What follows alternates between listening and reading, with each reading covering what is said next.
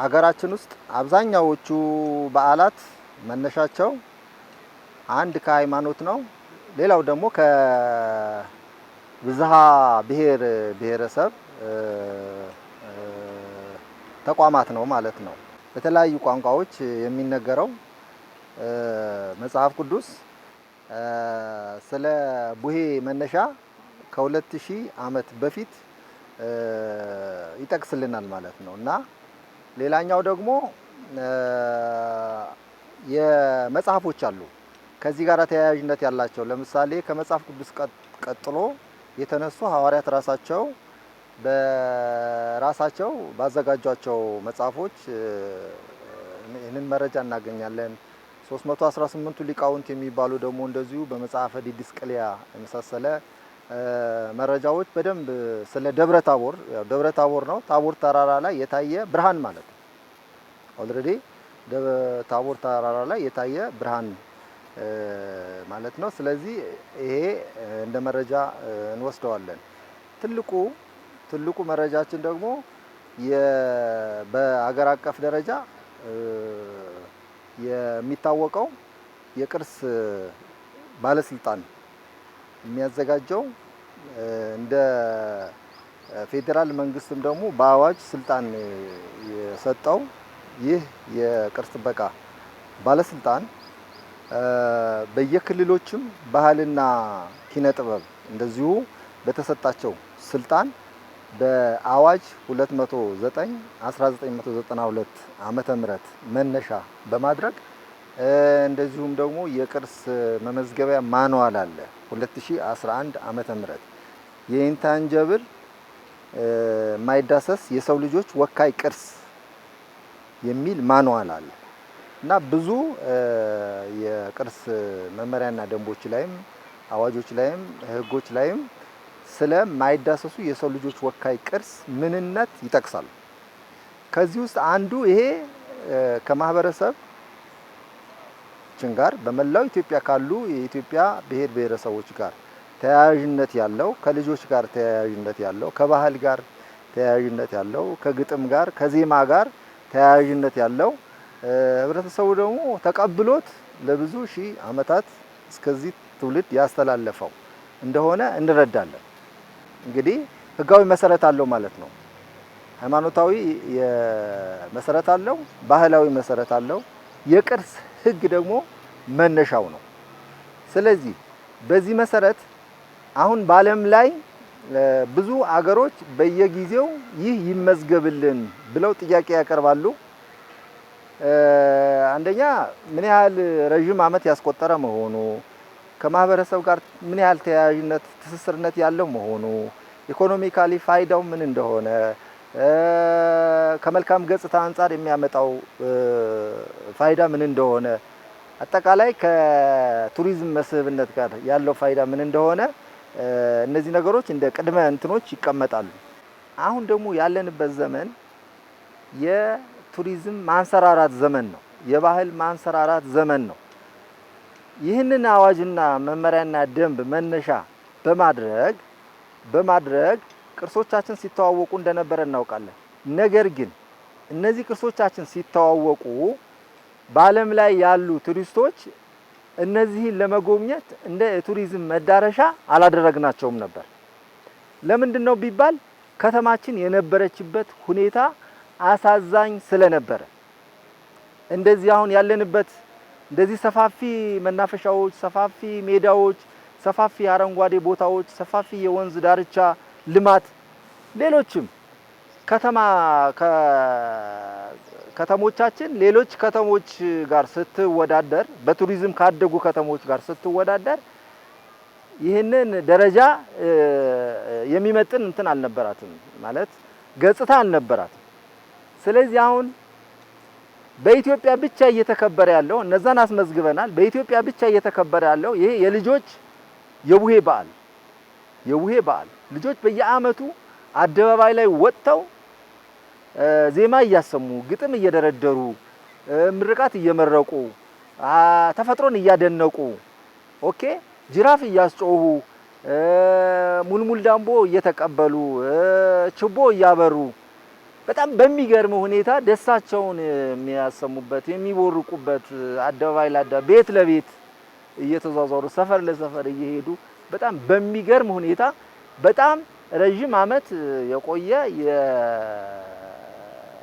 የልጆች የቡሄ በዓል ረጅም ዓመታት ያስቆጠረ የኛ ማንነታችን ስልጣኔያችን ሳይቀር አጉልቶ የሚያሳየን ነው። ይሄ የቡሄ በዓል የልጆች በዓል ነው። ልጆች ደግሞ በዓመት አንድ ጊዜ ምንም የሚከበርላቸው አደባባይ ላይ የሚከበርላቸው የልጆች ነው የምንለው ቀን የለንም። እንደ ኢትዮጵያ ሁላችንም የምናውቀው ነገር ነው። ይሄ ደግሞ ግንዛቤ መወሰድ አለበት። ስለዚህ ቡሄ ማለት ብርሃን ነው። ቡሄ ማለት ጭፈራ ነው። ቡሄ ማለት ምርቃት ነው። ቡሄ ማለት አደባባይ ላይ የሚሰማ የልጆች ድምጽ ነው። ስለዚህ ቡሄ ሁሉም ነው። ቡሄን ትርጉም ያሳወቁን እንድንጠብቀው ለእኛ የሰጡን ይህን ነውና ያሳወቁን ድምፅን ሰማና በብሩህ ደመና። ባህላዊ በጣም ደስ የሚለው እናቶች ጋር እናያለን። እናቶች ጋር አባቶችን ጋር እናያለን።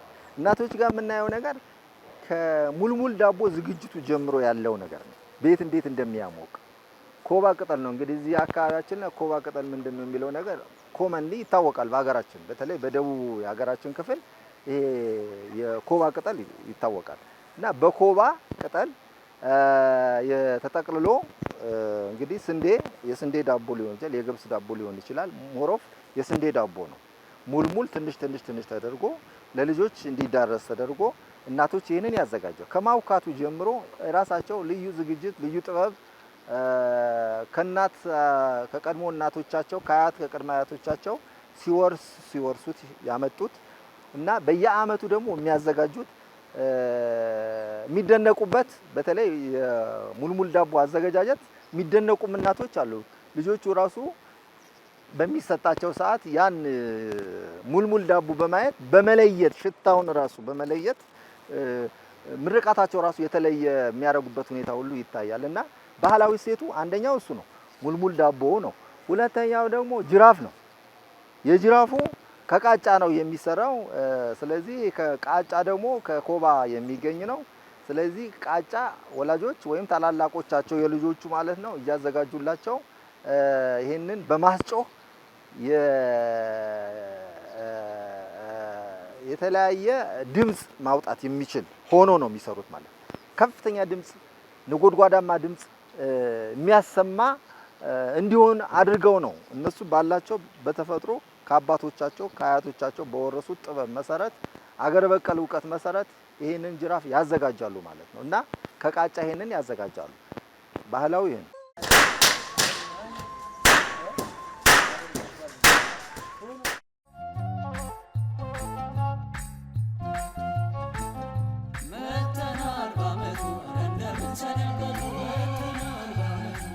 ሌላ ደግሞ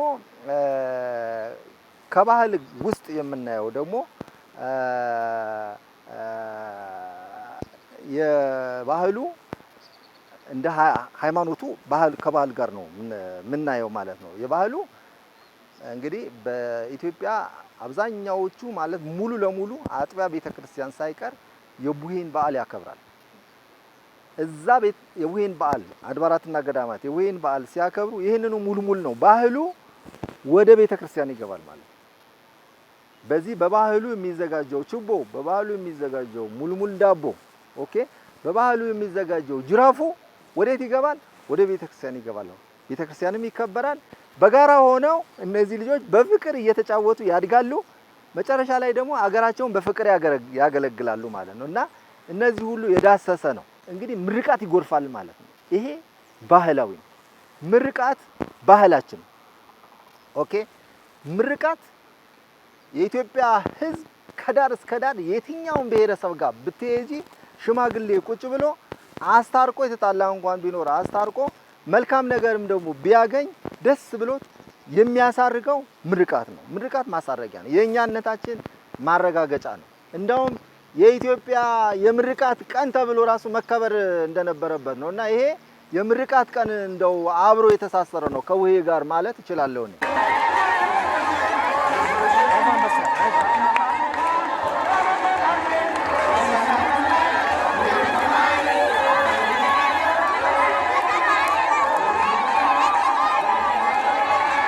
የማዶ ልጆች የዚህ ማዶ ልጆች የአካባቢ ልጆች በሙሉ ተሰብስበው ነው። በብሔር በሃይማኖት ተለያይተው አይደለም።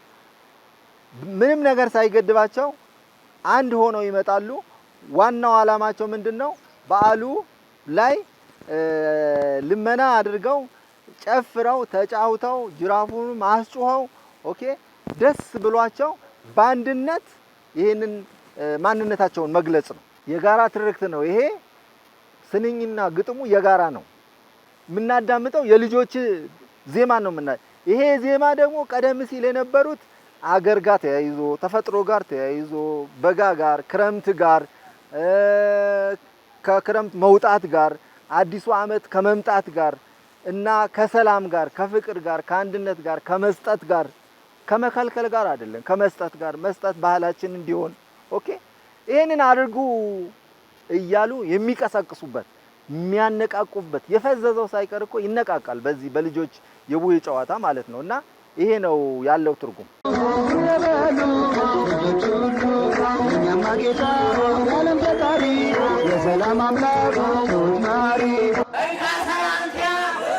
ሰው ባህሉንም ጭምር እንዲያውቅ ታሪኩንም ጭምር እንዲያውቅ ኦኬ እነዚህ የመሳሰሉ የቡሄ በዓል ይምጣ ሌላም በዓል ይምጣ ማንነትን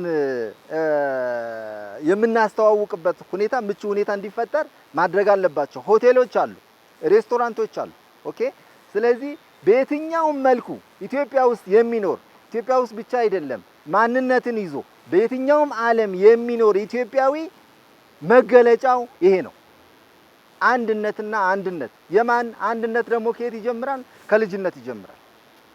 በልጅነት የሰረጸ አንድነት፣ በልጅነት የሰረጸ ፍቅር፣ በልጅነት የሰረጸ ማንነት ማንም ሰው ሊያወጣው አይችልም፣ ሊፍቀው አይችልም፣ ሊያስክደው አይችልም። ኢቭን ዜግነቱ እንኳን እንዳይቀይር ያደርገዋል ማለት ነው። ለምን? የጀግኖች ሀገር ነን እኛ ኢትዮጵያውያን፣ የስልጣኔ ሀገር ነን፣ የቅርስ ሀገር ነን፣ በማንም ቅኝ ያልተገዛን ሀገር ነን። የነዚህ ልጆች ናቸው እንግዲህ እነዚህ ህፃናት ማለት ተተኪዎች ናቸው ማለት ነው። የነገ ሀገር ተረካቢዎች ናቸው ማለት ነው። ስለዚህ ለነዚህ ልጆች ያላዋል ነው ማንኛውም መልካም ነገር ለማን ነው የምናውለው?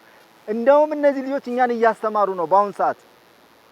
ኦኬ በድንበር እንዳንለያይ፣ በቦታ እንዳንለያይ፣ በወንዝ እንዳንለያይ፣ በአካባቢ እንዳንለያይ፣ በብሔር በሃይማኖት እንዳንለያይ አንድነትን እየሰበኩልን ነው። ስለዚህ ልጆች ሞዴሎቻችን ጭምር እየሆኑ ነው ሲያስተምሩና የመጡት። ግን ትኩረት አልሰጠናቸውም እስካሁን ድረስ። የልጆች የቡሄ በዓል እንደ ሀገር መመዝገብ መቻል አለ። ግጥሞቻቸው፣ ዜማዎቻቸው ሁሉ በአርካይቭ ተቀምጠው በዩኔስኮ ደረጃ የሚመዘገቡበት የሚያዙበት። የድሮ ግጥሞች እኮ የሚገርሙ ናቸው።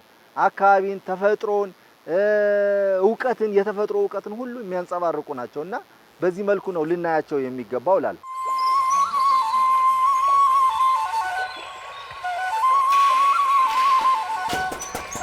አላዛር ና እንጂ ወተን እንጫወት።